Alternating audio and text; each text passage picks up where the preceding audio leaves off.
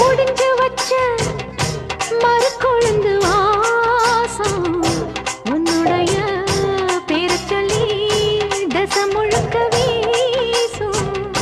கல்லு மேல செதுக்கு வச்ச கவிதை இந்த நேசம் இப்பிறப்பும் எப்பிறப்பும் தொடரும் இந்த பாசம்.